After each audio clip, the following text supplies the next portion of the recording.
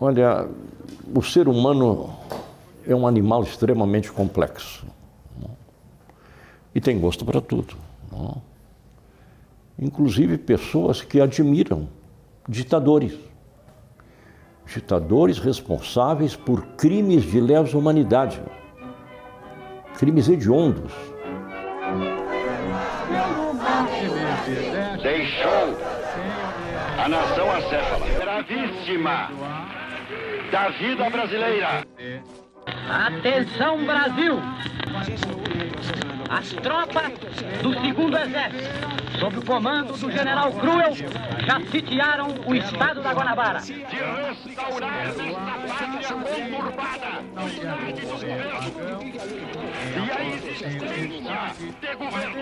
Assim sendo, declaro vaga a presidência da República. Só me resta lembrança.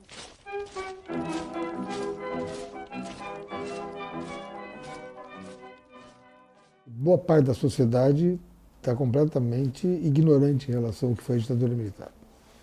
Tanto que tentam promover a ditadura para algo que ela não foi. Chegam a dizer assim, a volta da democracia, mas aquilo é ditadura. A liberdade, não. Tu tem liberdade para falar sobre ditadura na democracia. Mas na ditadura tu não pode falar sobre a democracia. Durante esse período de ditadura, muitos brasileiros foram torturados, um número imenso, torturados, brutalmente torturados. Aqueles que sobreviveram ainda hoje, não, convivem com sequelas graves. Mais ou menos 5 a 6 mil brasileiros exilados, não podendo mais viver no seu país. Fora os desaparecidos, que não são poucos. Oficialmente 434, eu acredito que mais. No Rio Grande do Sul, existem pelo menos 78 espaços públicos que ainda mencionam presidentes do regime militar. Ao total, são 33 ruas, avenidas e praças com nomes de militares.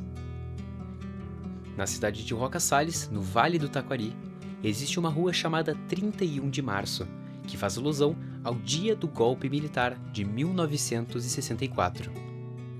Em Taquari, cidade natal do Marechal Arthur da Costa e Silva, uma inscrição em uma placa agradece o militar. Em hora difícil, o presidente da República comandou com altruísmo o Brasil e o povo brasileiro. Ao lado, funciona um museu que enaltece a história do militar.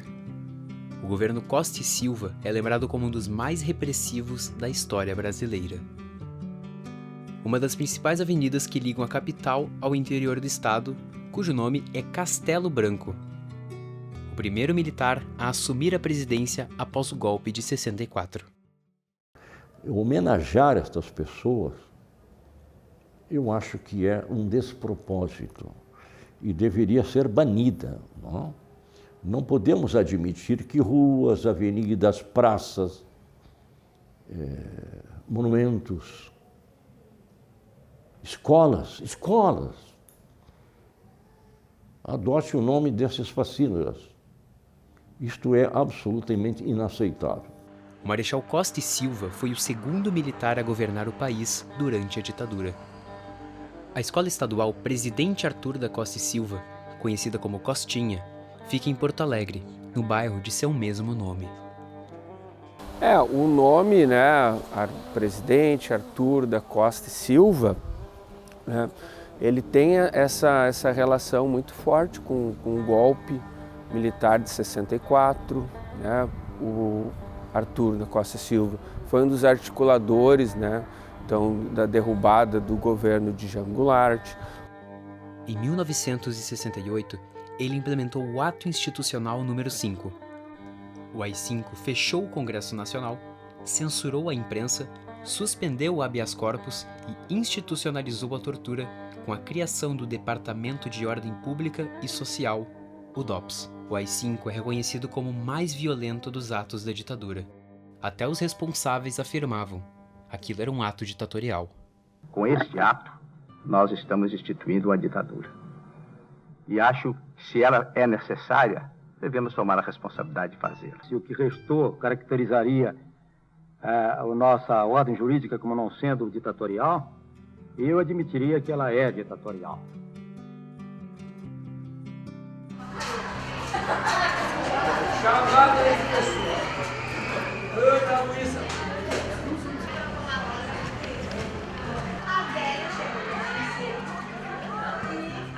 É uma escola, né, que é muito viva, né, muito bonita, é uma escola que acolhe, é uma escola que recebe aqui todos de braços abertos, independente da classe social, da origem, etnia, gênero, né, a gente tem uma diversidade muito rica aqui, bonita e bem diferente, né, do Arthur da Costa e Silva, desse período na época, né, que era uma ditadura, né? E não existia democracia, né?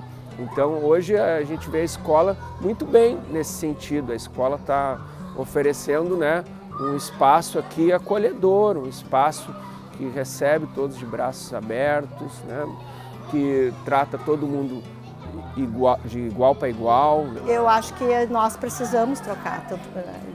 Na outra, já teve um outro espaço que nós tivemos também já para trocar esse nome, depois ele não se concluiu, né, por causa de diversos aspectos legais, mas eu acho que nós deveríamos trocar esses nomes. Não esquecer essa parte da história, mas o porquê que vamos mudar este nome. Contextualidade com esses novos tempos. Propostas para renomear espaços que homenageiam figuras da ditadura não se resume à Escola Arthur da Costa e Silva. Em 1º de abril de 2023, ruas do bairro Floresta amanheceram com novos nomes.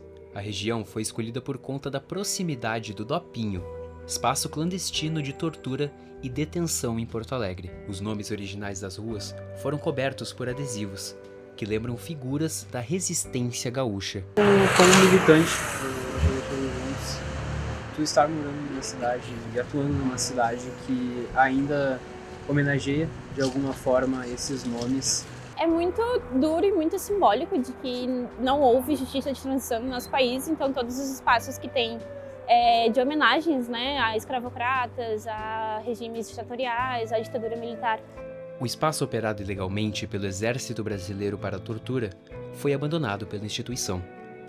A casa, localizada no bairro Floresta, está à venda. Os governos do estado e de Porto Alegre analisaram uma proposta de transformar o Dopinho em um museu. Mas isso foi rejeitado pelo então governador José Ivo Sartori. É muito simbólico de a gente estar, por exemplo, na frente do Dopinho, que se resume a uma placa no chão, ao invés de ser um museu onde se falasse sobre os crimes da ditadura, onde se houvesse uma luta, né, pela justiça de transição, e que naquele período, inclusive, quando a gente fez a renomeação das ruas e a renomeação do Dopinho, estava para ser vendido para um spa, né? Então ele estava altamente cercado de seguranças, inclusive policiais militares da reserva ou durante a sua folga. Então é muito simbólico, né, ser cedido um espaço que deveria ser histórico, que deveria servir, né, para alertar dos crimes da ditadura, ser vendido para um spa. Então é muito duro ainda, né, que a capital da democracia, a capital da legalidade ainda carregue nomes como Castelo Branco, Ildo Meneghetti, enfim, espaços que deveriam ser para a história, que não tem, como por exemplo tem outras capitais, né, São Paulo, Rio de Janeiro, que já tem museus, que já tem espaços da história mesmo da ditadura, mas aqui em Porto Alegre a gente infelizmente não tem. A ação lembrou os nomes de Ari Abreu Lima da Rosa, Inês Maria Serpa, Nilce Azevedo Cardoso e Diógenes Carvalho de Oliveira. Diógenes é pai de Guilherme, que mantém a casa Diógenes de Oliveira, na Cidade Baixa, em homenagem à memória de seu pai. Então a casa nasce como um lar, mas nasce como um comitê político também. E esse comitê político ele vem também trazer esse trabalho, não só, digamos assim, para ele fazer o trabalho enquanto candidato a vereador, mas também vem trazer esse trabalho dele enquanto um cara da memória, um cara que vai resgatar histórias sobre a resistência armada à ditadura. Nascido em Júlio de Castilhos, no interior gaúcho, Diógenes Carvalho de Oliveira esteve envolvido na luta política desde a campanha da legalidade em 1961. Foi exilado em 64 pelo novo regime. Em 1966, foi mandado para Cuba por Leonel Brizola. O onde recebeu treinamento de Che Guevara. Nós que éramos os combatentes da liberdade da pátria, os que lutávamos pela liberdade e pela democracia, entende? É tão ridículo e tão irrisório nos chamarem de terroristas que isto para mim não me causa nenhum constrangimento e ao contrário, eu sei que isto é produto da ignorância de quem nos trata assim. E quando eles me dizem que eu sou um terrorista, a leitura que eu tenho que fazer é que eu fui um combatente da liberdade.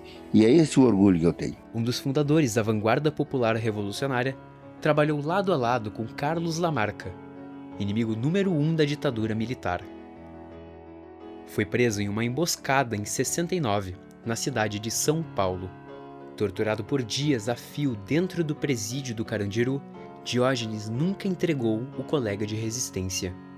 Então ele cai numa emboscada na Praça da Árvore de São Paulo, vai para o DOPS, depois ele foi para o presídio Tiradentes, para o Carandiru. Né? Ele foi conhecido por ser um cara que foi muito torturado e que não entregou onde estava o Lamarca. Né? E ele ficou 6 meses numa solitária, até que sequestram o cônsul do Japão e pedem 5 nomes e um dos nomes é o dele.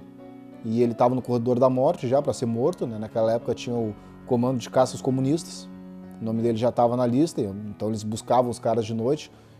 E ele então, por pouco, não foi morto e sai em troca do cônsul japonês e daí vai para o México.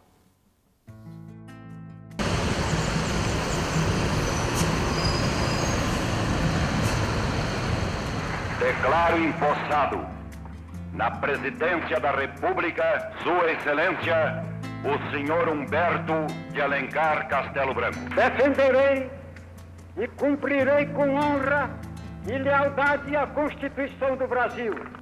Mas as pessoas acham normal, né, o Castelo Branco, porque também teve toda essa questão de que a nossa direita condena muitas vezes o Franco, o Salazar, o Hitler, mas aqui ela não enxerga os ditadores como ditadores, né? Enxerga como pessoas que fizeram uma revolução, senão nós seríamos uma ditadura comunista. A avenida faz menção ao Marechal Humberto de Alencar Castelo Branco. Após o fim da junta militar de 64, ele foi escolhido pelos militares como o primeiro líder da ditadura. Que o remédio para os malefícios da extrema esquerda não será o nascimento de uma direita reacionária. Segundo consta, né? Médici veio aqui em 73. E numa churrascada no 4º Distrito, a gente soube por filhos de que pessoas estavam lá, policiais, sei lá, militares. E uma cervejada toda lá e o Médici diz assim, essa cidade aqui não gosta da gente.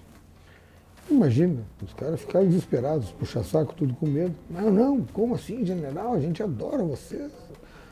Não, mas não tem homenagem ao castelo aqui. E a rua que liga ali, qual é o nome? E o cara diz assim, qual é o nome? Tem que ser Castelo Branco. Nunca puxa-saco. Assim que surgiu o nome. Vejam só, não teve processo executivo, não teve processo legislativo, não teve nada. Aí um disputa assim, manda para cá rápido o correio, o correio telégrafo mandou uma carta com o endereço ali que não existia, o endereço do churrasco. Aí virou Castelo Branco. Assim se transformou em 73 em Castelo Branco. Foi uma ordem assim, verbal. Não há nada. Nunca foi votado na Câmara isso. Não há decreto municipal. Não há nada. Há uma ordem verbal e uma correspondência dos Correios dizendo Avenida Castelo Branco. Bom, então é claro que é uma vergonha por todos os motivos. Por ser quem é e pelo processo absurdo que não foi nenhum processo legislativo, não é um processo republicano. A nomenclatura Castelo Branco ali. É só um puxa-saquismo em relação à ditadura militar. Eu me sinto muito constrangido com isso. Até porque eu sou porto-alegrense, tenho 8 mandatos aqui, me sinto muito constrangido. Tentei mudar isso, mudei por 4 anos, perdi, mas ainda vou mudar. Agora, admirar pessoas que são responsáveis por esses crimes é simplesmente absurdo. Não é? Assim, uma mente não precisa ser privilegiada, né? Mas com meia dúzia de neurônios é capaz de entender de que estas pessoas, na verdade, têm que ser banidas da história.